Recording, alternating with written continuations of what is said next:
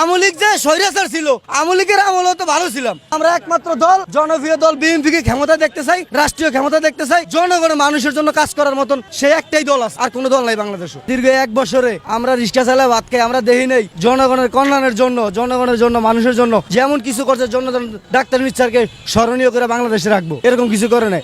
আমরা ডাক্তার ইউনূস স্যারকে দেখতে চাই না, কারণ আমাদের জন্য এসে এরকম কিছু করে না যে আমরা তাকে এই রাষ্ট্রীয় ক্ষমতা রাখবো। বাংলাদেশ তারেক রহমানকে ক্ষমতা দেখতে চাই। বাংলাদেশ তারেক রহমান আগামী দিনে এই দেশের রাষ্ট্রীয় সম্পদ এবং রাষ্ট্রীয় অহংকার, আমাদের জনগণের অহংকার। সে বিদেশের বাইরে থাকেও দীর্ঘ 17টি বছর জনগণের কথাই বলছে। সে শুধু বাংলাদেশের মানুষের চিন্তাই করে, সব সময় ভিডিও বার্তা একটা কথাই বলে যে আমরা এই দেশে জনগণের মানুষের ভালোর জন্য কাজ করবো, বাংলাদেশে যাব, আমার বাবার হাল আমি ধরবো, সেই চিন্তাই করে। সে পলায় যাওয়ার মতো ছেলে না। আমি বাংলাদেশের সরকার হয়ে জনগণের হয়ে কাজ করবো। তারেক রহমান দেশে কেন ফিরে আসছেন না? ফিরে আসবো, সে নিরাপত্তা মনে করে না, এই জন্য ফিরে আসে না। কারণ এই বাংলাদেশের মানুষের যারা ক্ষমতা বয়সে, বাংলাদেশের মানুষই তো নিরাপত্তা নাই এখনো। তার মতো একজন প্রতাপশালী রাষ্ট্রপতির ছেলে, এমন রাষ্ট্রের ক্ষমতাধীন ছেলে, তার নিরাপত্তা কিভাবে দিব? বাংলাদেশের একটু বলা হয় নেতা, কি নেতা? নেতা এত নেতা করতে নাইছে, নেতা আছে দেশে, নেতা তো একজন, তারেক রহমান। 5ই আগস্টের পর বাংলাদেশের পরিবর্তন, আসলে কি পরিবর্তন হয়েছে? পরিবর্তন দেখছি একটাই, ল্যাংডা হলেন আমি নেতা, আর মহিলারও আমি নেতা, বেড়াগরও কমন মানে না আমি নেতা হয়ে গেছি এই দেশের, এইটা দেখছি। আর কোনো পরিবর্তন দেই নেই